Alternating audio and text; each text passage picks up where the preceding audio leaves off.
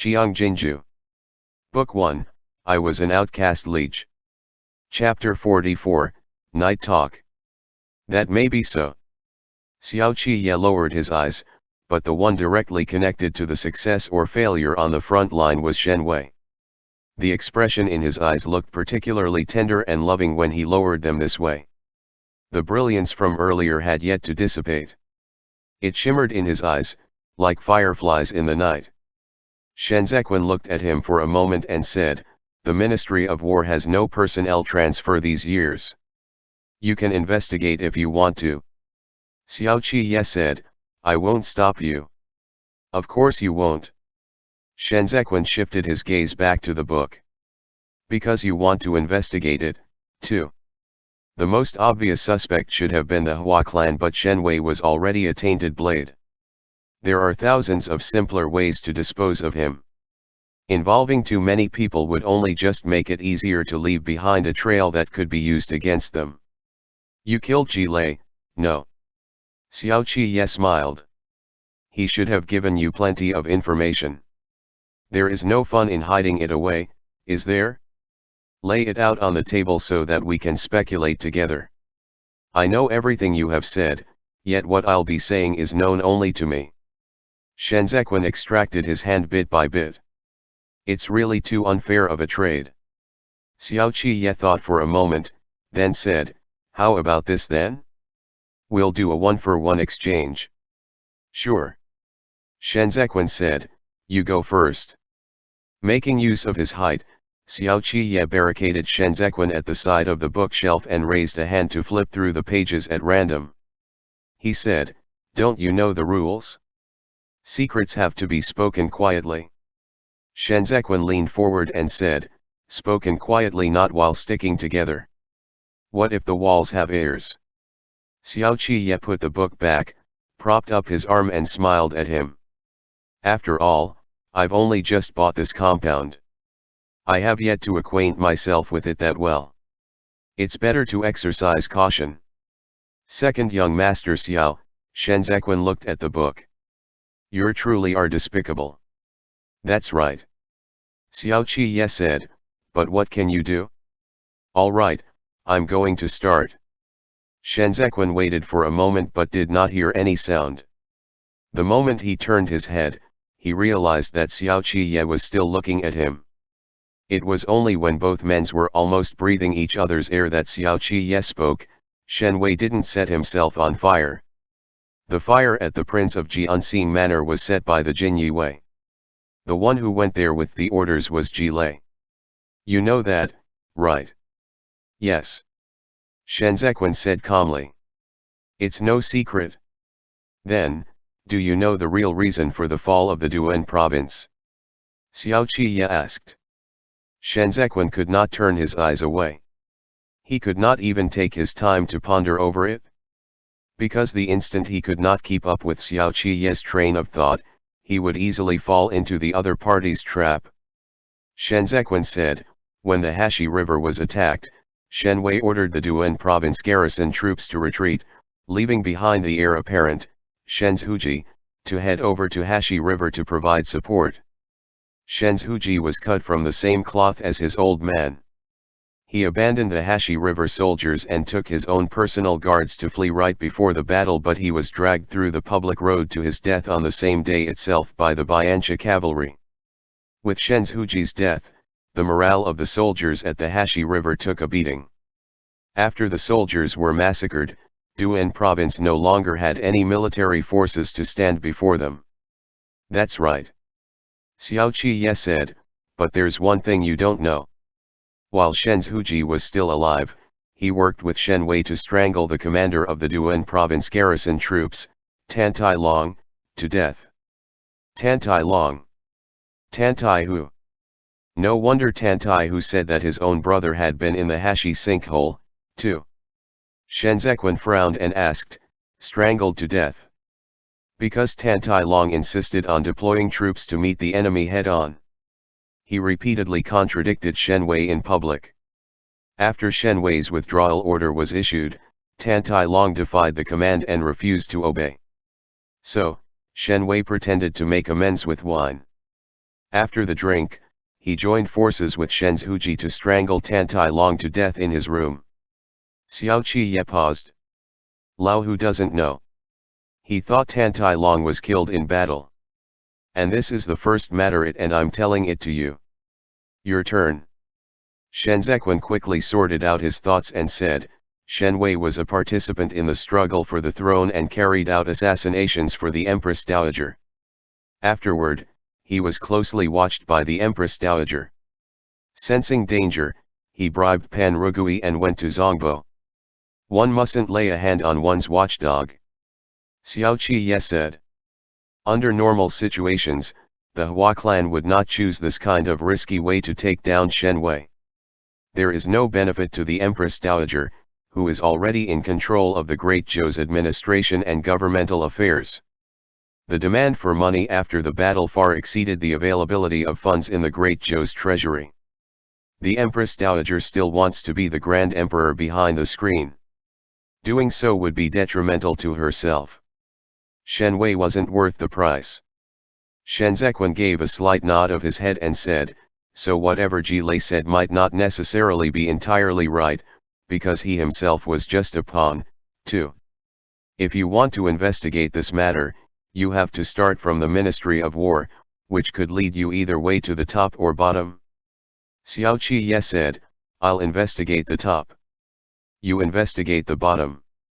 Top and bottom are all linked, they are inseparable.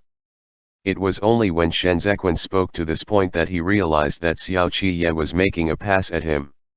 He flipped through the book and feigned obliviousness. With a hint of a smile, Xiao Qiye stepped aside and said, take a seat. It was hot inside the house. Xiao Qiye was dressed in a scarlet court robe with an embroidered lion. He was now a bona fide second-rank viceroy of 2 armies in the Chu capital. Presumably, he had headed straight here after leaving the palace and had yet to change out of his court uniform. His facial features were all the more dashing set against the contrast of his robes as he sat in the chair. It had even dismissed the frivolous air around him. Both men faced each other across the table. Xiao Qiye looked on as Shen Zequan read the book. He did not even bother to hide it now, and that undisguised interest of his rounded from Shen Zequan's neck and settled on Shen Zequan's hands. He was no longer fixated on one spot, he wanted to see all of Shen Zequan's body. Shen Zequan's fingers would bend when he reached out to flip the pages. This made Xiao Qiye think of a different moment when Shen Zequan's fingers, slicked with hot, damp sweat, would also curl up like this to grip the bedding even as they rocked like the surging waves. Shen Zequan felt as though his fingers were still being grasped and played with in a certain man's palms. Feeling restless out of the blue, he closed the book and looked right at Xiao Qiye.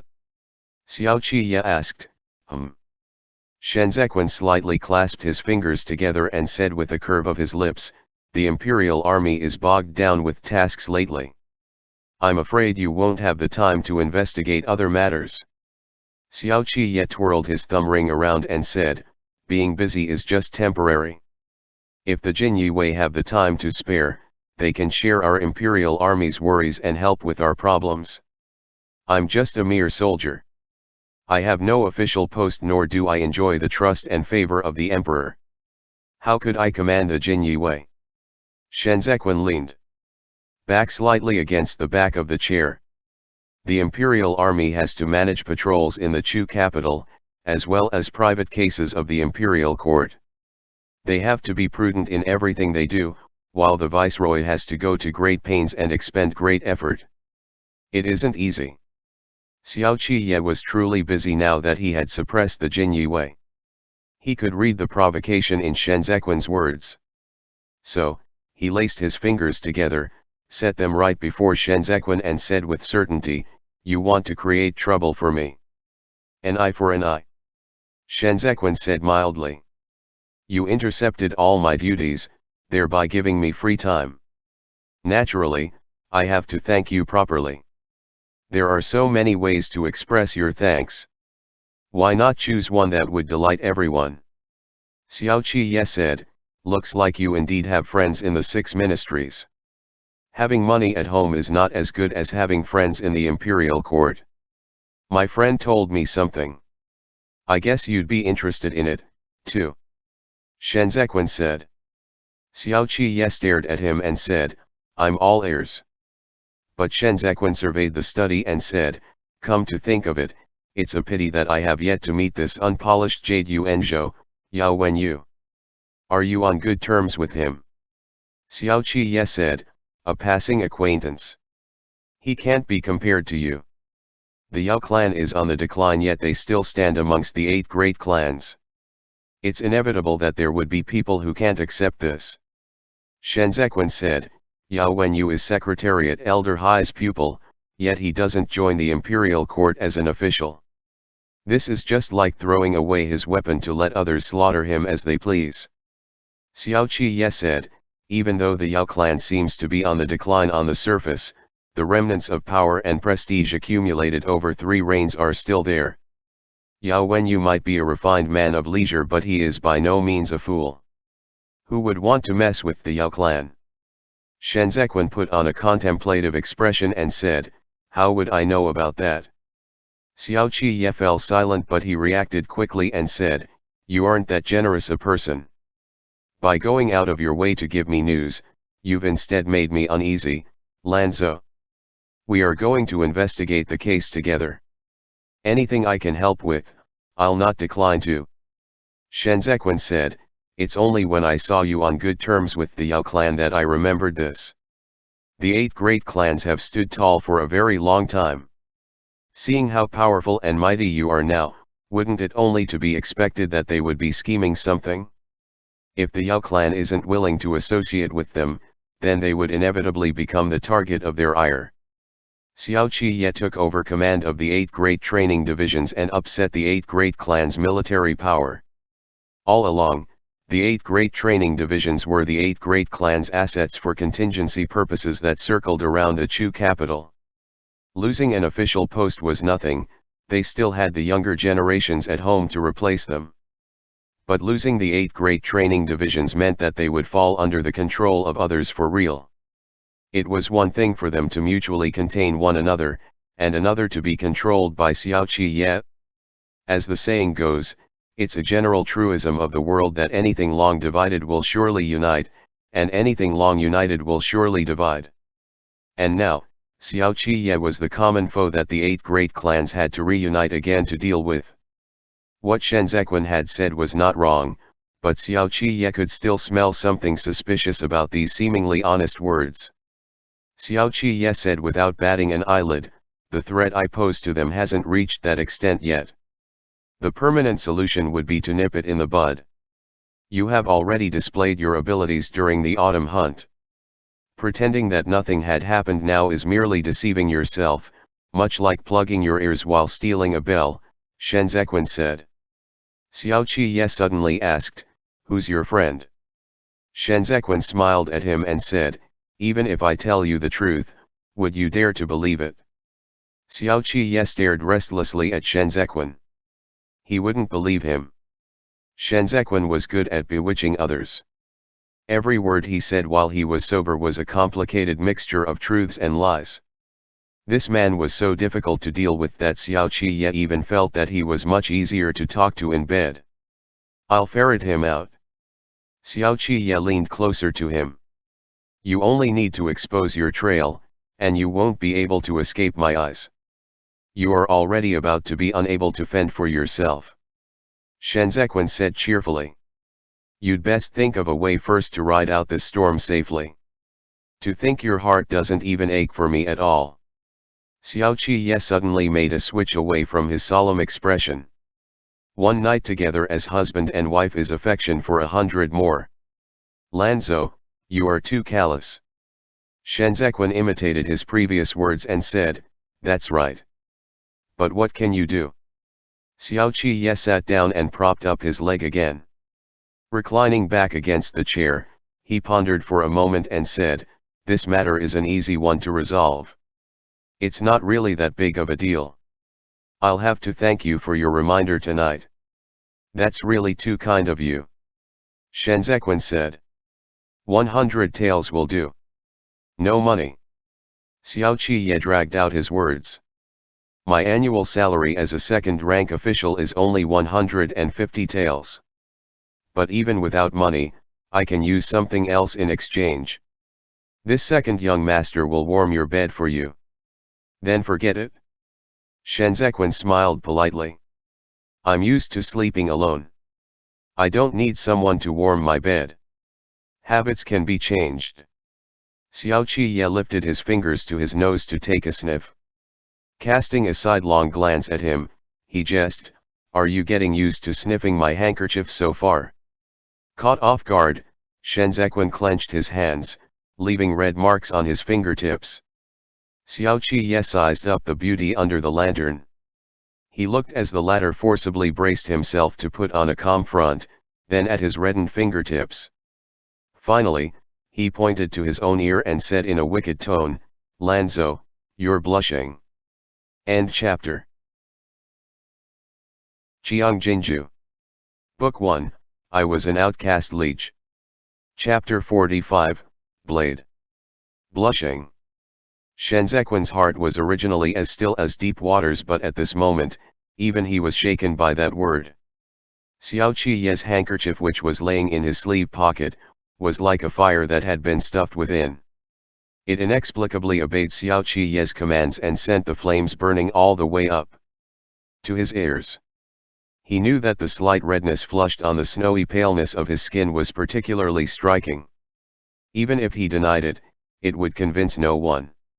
He seemed to be caught by Xiao Qiye in a certain predicament where bright mirrors surrounded them on all sides. The way Xiao Qiye looked was as if he wanted his true colors to be revealed, and his protective shell to be cast aside.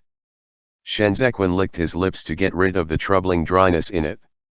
He balled up his fists and ignored such a provocation from Xiao Qiye, refusing to give Xiao Qiye a chance to pry any further. "It's time to sleep," Shenzequan declared, "let's call for them." Xiao Qiye felt Shenzequan's "I'm ignoring you" reaction to be like a scratch that tickled him so suggestively that it stirred up his desire to press home the attack after his victory. However, if he wanted to emerge victorious, he could not rush it. Impulsiveness would only make it easy for him to fall into traps. So, he let him off this time and said, "Both of our Shifu have their own arrangements, so there's no need to worry about them. If you want to sleep, the east wing has been vacated." Shenzequan stood up right away. Ji Gang and Zouqiankai were so dead drunk that they were still not sober the next day. Shenzequan carried Ji Gang onto the carriage and took him back. Xiao Qiye watched the carriage ride away and said to Chen Yang, "Keep your eyes closely on the 8 great clans in the next 2 days. See, who's on the move." Chen Yang nodded in acknowledgement of his order. Asterisk asterisk asterisk. Accompanied by the swaying of the carriage, Shenzequan closed his eyes and rested. The carriage made a detour and midway through the journey, they swapped to an unremarkable horse cart before arriving at the Temple of Penitence. Qiao Tianya carried Ji Gang on his back and followed Shenzequan into the courtyard. Ji Qingqing had been waiting for a long while. When he saw them, he hurriedly stepped forward to receive them. "It's all right," Shenzequan assured. "Shifu is just drunk." Grand Tutor Qi, who was standing under the eaves, instructed, "Qingqing, help Ji Gang inside and let him sleep it off." Ji Qingqing took Ji Gang from Shenzequan and carried him into the house. Qiao Tianya strode forward in a few steps, went on his knees in the snow and asked, "Has Grand Tutor been doing well?" "All is well upon seeing you."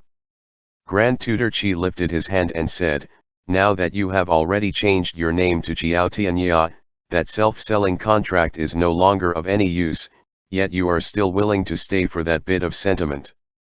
I should thank you." To Grand Tutor Qi, what happened in the past was merely an effortless lift of your finger. But to me, it was a kindness that saved my life. The merriment on Qiao Tianya's face vanished. He added, "During the year of the Yanji era, when Emperor Guangcheng had corrupt officials killed, my father and brother were both framed by others. If Grand Tutor had not been judicious and discerning enough to offer a helping hand, the 20 lives of the Jiao clan would have died unjust deaths before the Meridian Gate. Your father and brother were both honest and upright subjects. It was just a brief moment of misjudgment that they were wrongly accused. Even without me, they would still be safe and sound. Grand Tutor Qi replied. Qiao Tianya paused for a long while before he professed, the Jiao clan cannot thank Grand Tutor enough for his kindness. During the years of the Yanji era, when Qiao Tianya's father still served as an official in the Ministry of War, Emperor Guangchen went tough on corruption. Senior Qiao, having been reported by others and was found by the Chief Surveillance Bureau to be in possession of properties and lands of unidentified origins. While he was helpless against accusations, Qi Huilian re-investigated the case and freed Senior Qiao and a few others from the Ministry of War. Consequently, Qi Huilian married off his daughter to the eldest son of the Qiao family. Yet, this was not the end of the matter. A few years later, the Eastern Palace was falsely accused, and Qi Huilian was demoted from the Grand Tutor to a commoner.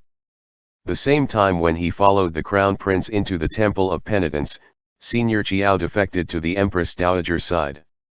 The Eastern Palace fell.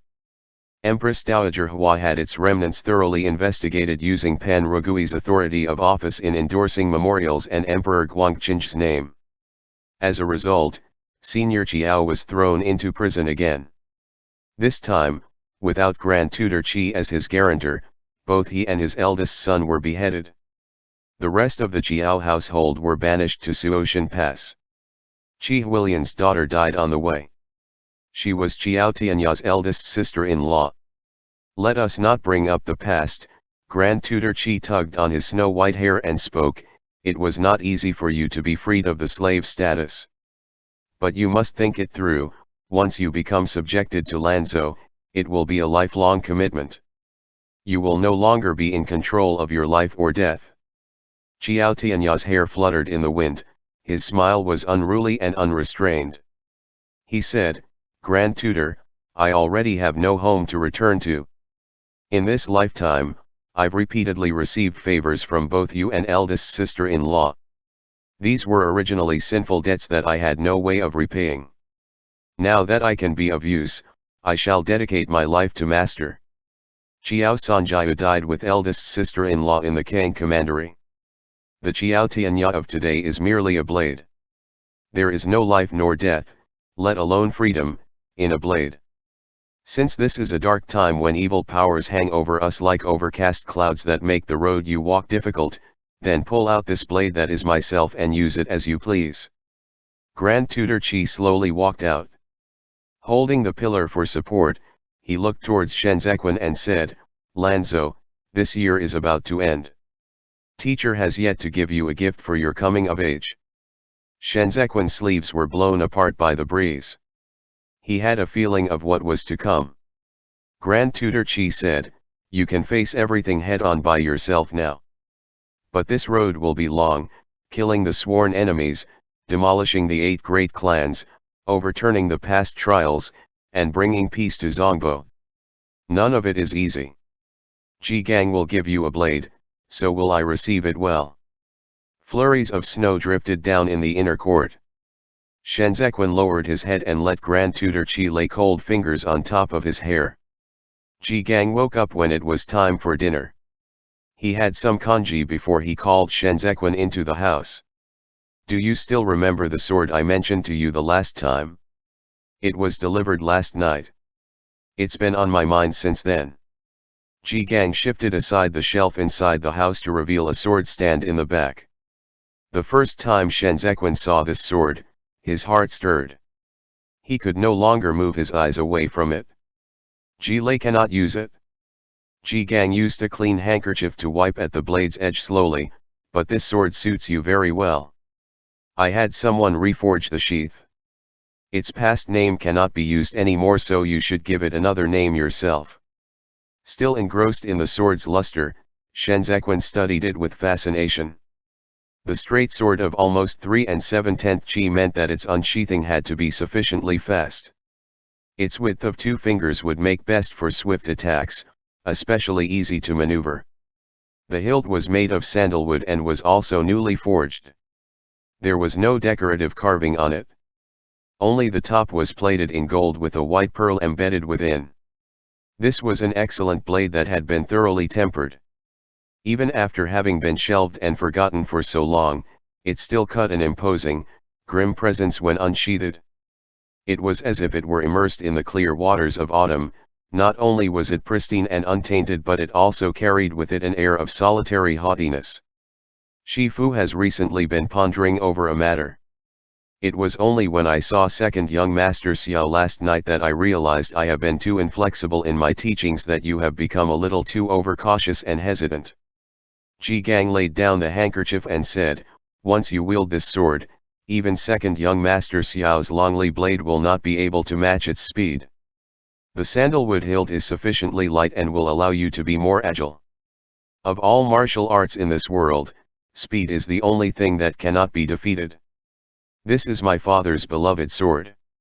When it comes to the Ji clan's martial arts, we now say that one has to be firm and ferocious. But the Ji clan's mental technique was founded and created by my father. What worked for him will surely work for you. You can take a different approach and blaze out a new trail as well. Shenzequan held the hilt of the sword and lifted it. Give it a name.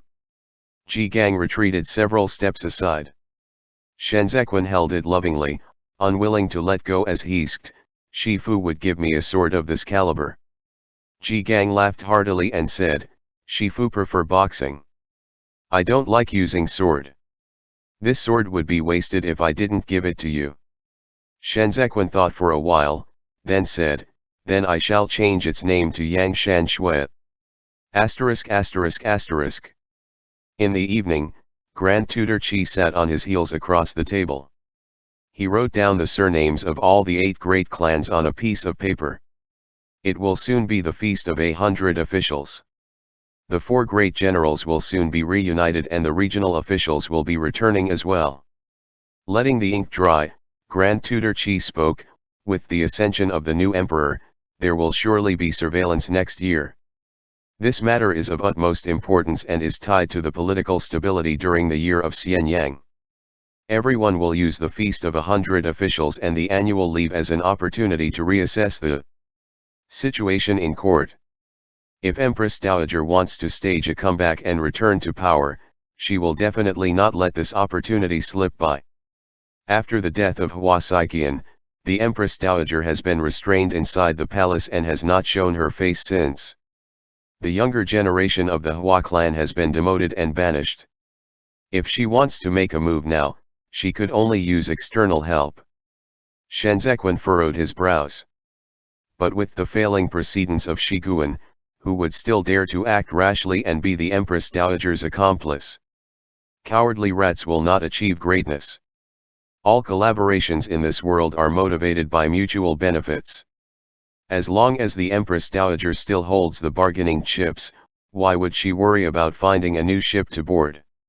Grand Mentor Qi drew a few strokes under Hua on the paper, and continued, moreover, the men in her clan cannot be depended on. You've forgotten, it is a woman that the Empress Dowager has been personally mentoring. The third young miss. Shenzequan said, teacher is referring to Hua Xianji.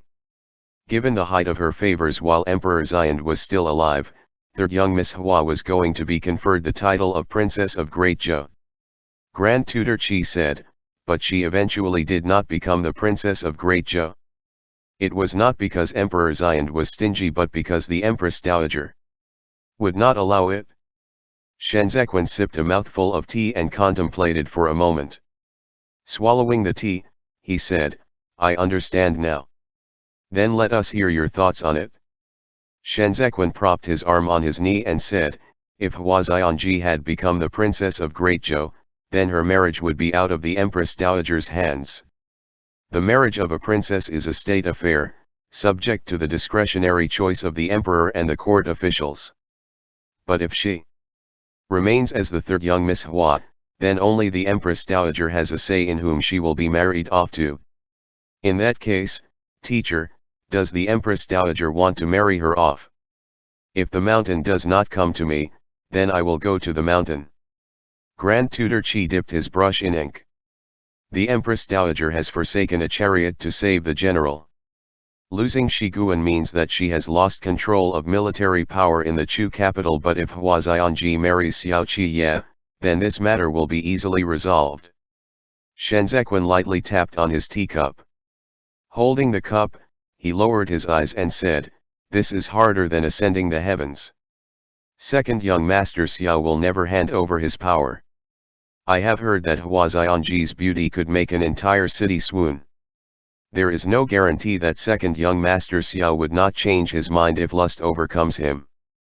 Grand Tutor Qi commented pointedly. Shenzequan held a mouthful of tea in his mouth and did not say a word. Grand Tutor Qi said, "But this is indeed not easy to do.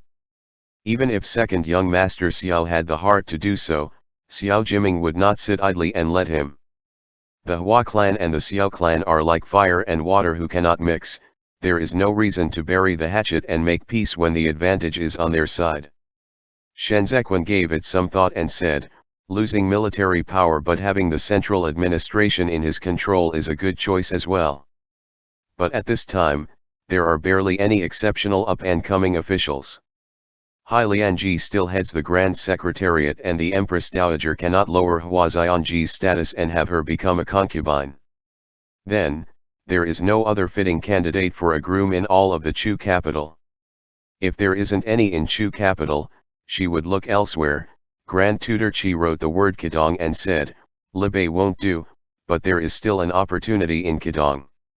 Commander Qi and Lu Guangbai have both yet to marry." Shenzequan said, "Then it can only be Lu Guangbai. However, the Lu clan are long-time close allies with the Xiao clan.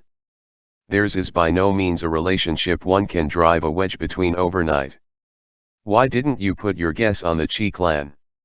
Grand Tutor Qi said with dissatisfaction.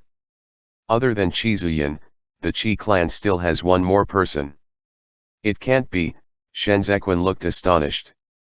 *******.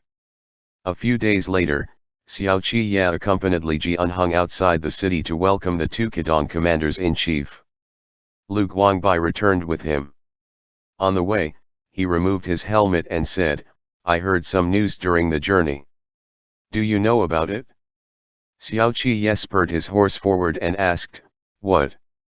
Before Lu Guangbai got his chance to speak, Qizuyan spurred her horse towards them from behind and slapped him on the back. "Commander!" Lu Guangbai yelled in pain. Qizuyan rarely looked unhappy. She grabbed her sword and leaned forward to ask Xiao Qi, "When did these rumors spread in the Chu capital?" Xiao Qi was even more confused. Qizuyan clenched her teeth and fumed, "Someone is going to be my stepmother." Stunned, Xiao Qi said, "Old Commander Qi wants to take a new concubine." "Concubine?" Qizuyan sneered derisively, "They're already saying that he's going to take a second wife. Third young Miss Hua is going to be my stepmother. Is she even my age?" End chapter. Note: to sacrifice the chariot, rook, to save the general, king, is a strategy in Xiangqi or Chinese chess, which is a strategy board game that represents a battle between two armies, with the aim of capturing the enemy's general. It means to make minor sacrifices to safeguard major interests.